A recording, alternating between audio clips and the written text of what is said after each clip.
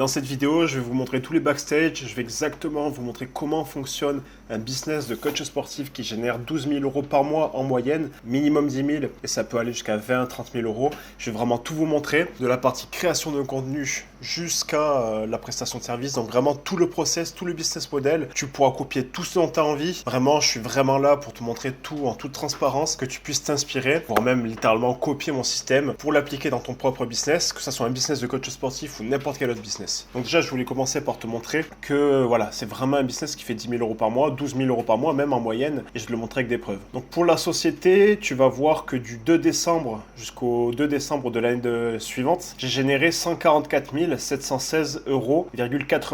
Donc en gros, 144 000, ce qui fait exactement 12 000 euros par mois en moyenne, en sachant qu'on se développe chaque année. Donc c'est vraiment pour te montrer que c'est un business qui est rentable et que coach sportif, c'est pas mort, c'est pas saturé. Il y a beaucoup de monde, certes, il y a de plus en plus de coachs, entre guillemets, de plus en plus de concurrence, mais il y a aussi de plus en plus de clients, de prospects potentiels. Donc il y aura toujours de la place si tu veux te lancer dans le coaching sportif, tout comme dans n'importe quel autre business. Voilà pour la petite social proof. 80 à 90% de mon chiffre d'affaires, ça va être vraiment à partir de tout ce que je vais te montrer aujourd'hui. Tout part de mon compte Instagram. On va avoir un Instagram très simple qui va être brandé à mon nom, donc Théorifo, dans laquelle je vais utiliser la niche des skinny fat. Le fait d'être niché, ça me permet de me démarquer dans mon activité, dans mon marché plutôt. Si je me propose en tant que coach sportif, je vais être comparé à tous les coachs sportifs. Autrement dit, je vais être comparé à des dizaines de milliers, voire centaines de milliers de coachs. Pour se démarquer, la seule façon que j'ai, c'est de baisser mes prix et de vendre des coachings à 10 balles par mois, ce que j'ai pas envie de faire. Donc ce que j'ai fait, c'est que je me suis positionné dans une niche, là où je ne peux être comparé avec, entre guillemets, personne. Donc skinny fat coach. Si la personne est skinny fat, elle va s'identifier à mon marketing et là, automatiquement, elle va vouloir acheter mes services si ce que je propose lui correspond. Évidemment, avec le temps, le marché évolue, les concurrents arrivent, il y a des coachs qui me suivent. Je ne sais pas si je vais pouvoir taper coach dans la barre de followers. Non, je ne peux pas. Bref, il y a des tas de coachs qui arrivent, qui aussi se nichent dans les skinny fat. Et à partir de là, soit tu peux changer de niche, soit creuser encore plus la niche et trouver une niche dans ta niche. Par exemple, ça pourrait être aider les skinny fat anciennement obèses. Je pose également la social proof et je fais un appel à l'action vers soit le fait d'envoyer un message en privé, soit un lien qui redirigera vers une réservation d'appel.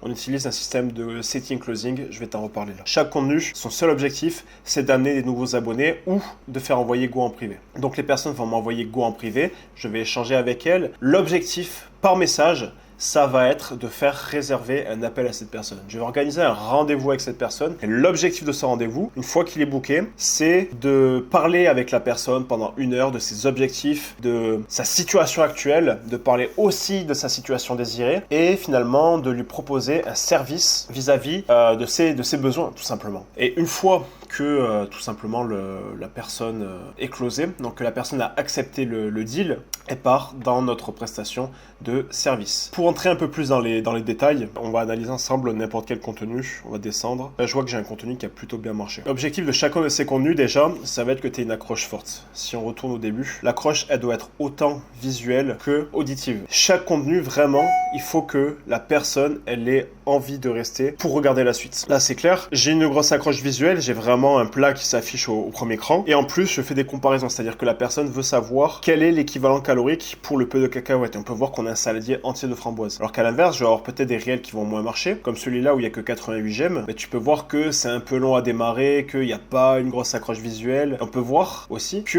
la caméra est très belle, la qualité d'image est très belle. Et pourtant, ça fait pas du. Donc, faire du bon contenu, ce n'est pas avoir une belle caméra. Faire du bon contenu, tu peux voir, ça c'est tourné à l'iPhone. Hein. Ça c'est tourné à l'iPhone. Faire du bon contenu, c'est juste connaître les codes de la création de contenu. Si tu veux que j'en fasse une vidéo à part entière, je te ferai une vidéo à part entière sur la création de contenu. L'objectif, ça va être vraiment accroche et après, par la suite, une fois que tu as accroché ton prospect, c'est important de pas raconter de la merde, de pas faire du contenu pour créer du contenu. L'idée, c'est vraiment d'apporter de la valeur parce que une fois que la personne va regarder ton contenu, si le contenu n'est pas intéressant, elle ne va pas s'abonner. Moi là, j'apporte vraiment cette valeur au niveau du volume alimentaire, ce qui fait que la personne s'abonne et ça permet de la faire entrer dans notre mini tunnel de vente. Notre mini tunnel de vente, je le rappelle, c'est la personne regarde le contenu, elle s'abonne, on lui envoie un message, on l'amène en appel on la close, on assure la prestation de service avec elle, tout simplement. Donc je vais passer sur mon compte et ce qu'on va faire, c'est qu'on va analyser une conversation avec un des prospects. On va prendre un exemple avec ce prospect. On va tout d'abord, une fois que la personne s'est abonnée, lui envoyer un premier message. Nous, on dit qu'on échange avec une dizaine de nos abonnés pour les aider à atteindre leurs objectifs. Est-ce que ça te tente? On pose toujours une première question. L'idée, c'est de faire interagir la personne, de la faire répondre. Salut, tu proposes quoi? Elle vient nous montrer un intérêt pour ce qu'on fait, en simplement nous demandant ce qu'on propose. Je propose un accompagnement pour t'aider.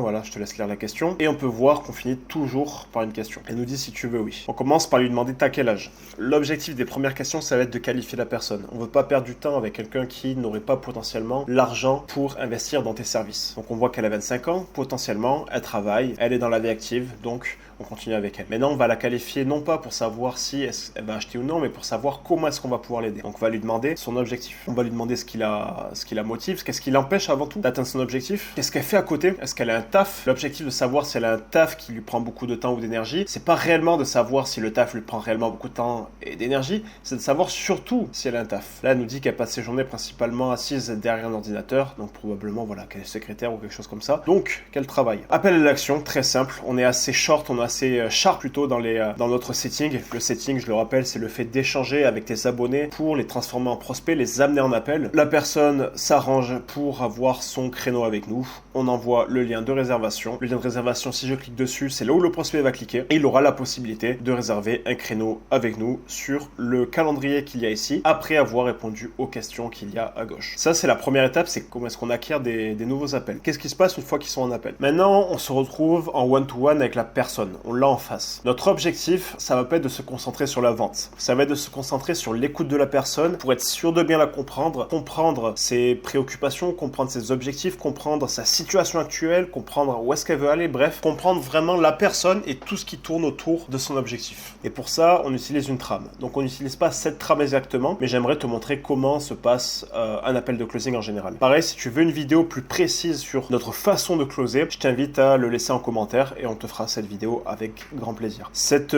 trame, on l'utilisait il y a un petit moment. C'est pas du tout la meilleure trame. On utilise une trame qui est bien meilleure, mais ça te permettra de comprendre comment fonctionne un appel. L'appel, on commence tout simplement, voilà, par cadrer l'appel. L'idée, au tout début de l'appel, ça va être de savoir, que la personne sache comment va se passer l'appel. Elle est là, elle est en face, elle est en panique, elle est stressée. Faut quand même la cadrer, lui montrer le chemin qu'on va suivre. Il va y avoir par la suite deux grandes parties. La première, ça va être la prise d'infos, comprendre la personne. Donc on va lui demander son objectif, qu'est-ce qu'elle fait pour l'atteindre, qu'est-ce qui fait que selon elle, elle n'a pas atteint son objectif, qu'est-ce qui lui manque selon elle pour atteindre son objectif. Plein de questions qui vont amener des réponses qui vont être nécessaires à la compréhension du prospect.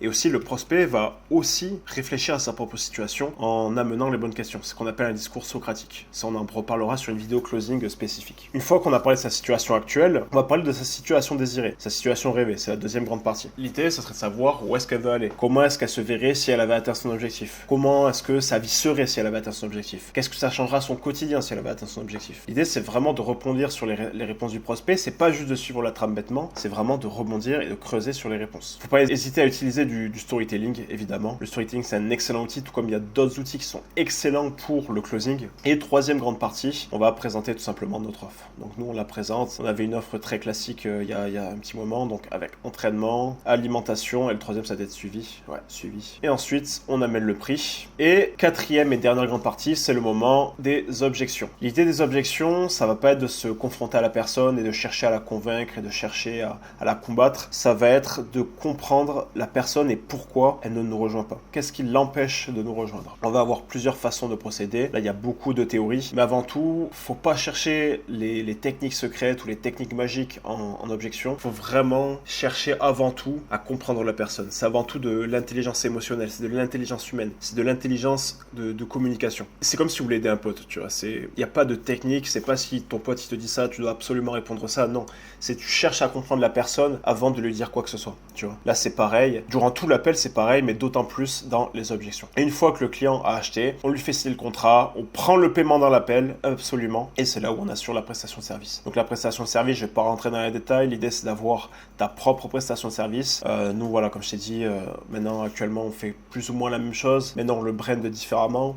On apporte l'entraînement, on apporte l'alimentation, on apporte vraiment un cadre de vie, une hygiène de vie, on apporte la partie mindset, on apporte le suivi, on apporte des recettes, les personnes ont une application, bref, il y a vraiment un truc extrêmement complet, vraiment un écosystème. On a limité un maximum les freins, la friction avec nos clients pour que les clients arrivent à atteindre leurs objectifs le plus facilement, rapidement possible, tout simplement. Et l'objectif de la prestation de service, c'est pas de la bâcler. C'est pas parce que le client, il a acheté que ça y est, il a payé, bon, on s'en bat les couilles. Non. L'objectif, à partir de là, ça va être d'assurer la plus belle prestation de service pour qu'à la fin de l'accompagnement, le client rachète. Parce que non seulement, quand le client rachète, ça fait du chiffre d'affaires sans avoir de nouveaux clients, mais en plus, potentiellement, ton chiffre d'affaires peut doubler. C'est-à-dire que là, si tu as un client sur deux qui rachète 2 fois plus cher, logiquement, tu fais 2 fois 2 sur ton chiffre d'affaires. D'où l'importance de toujours travailler ton offre. L'offre, ça fait partie des choses les plus importantes. Il y a beaucoup de marketeurs, justement, qui améliorent leur marketing, justement, qui améliorent leur création de contenu, qui améliorent leur closing, mais qui délaissent complètement leur prestation de service. La prestation de service que tu délivres, que tu sois coach sportif ou que tu aies n'importe quelle activité en ligne basée sur le closing, il faut que ta prestation de service, elle soit parfaite, que le client soit ultra satisfait. Et en plus, ça peut tout simplement faire du bouche à oreille. Ton client peut racheter chez toi et te faire trouver des clients à ta place, tu vois. Et ça, c'est magique. Parce qu'au bout d'un moment, si ton business, il est tellement bon que tu n'as même plus besoin de trouver des clients parce que ce sont tes clients qui vont trouver tes clients, là, tu as tout gagné. Tu n'as plus de marketing à faire, entre guillemets. Tu n'as même plus de création de contenu à faire. Juste, tu assures ta prestation de service. Les clients sont satisfaits, les clients sont heureux. Ils rachètent et en plus, ils font acheter à leurs potes, à leur famille, à leurs proches, à leur entourage. Et là, tu as tout gagné. Donc voilà pour le business. Colonna, j'espère que ça t'aura aidé. On peut faire des vidéos plus spécifiques sur le closing, on peut faire des vidéos plus spécifiques sur le setting, sur la création de contenu, sur le closing, sur ce que tu veux. Dis-nous qu'est-ce qui t'intéresserait, on pourra en faire une vidéo. Également, si tu veux échanger avec moi ou avec Raph sur ton projet, sur ton business, que tu en aies déjà un, que tu veuilles développer ou même que tu veuilles lancer ton propre business pour atteindre cette liberté financière, cette liberté géographique, tout simplement quitter ton travail et gagner tes premiers 1000 € sur Internet, je t'invite à réserver un appel en cliquant sur le lien qu'il y a dans la description de cette vidéo.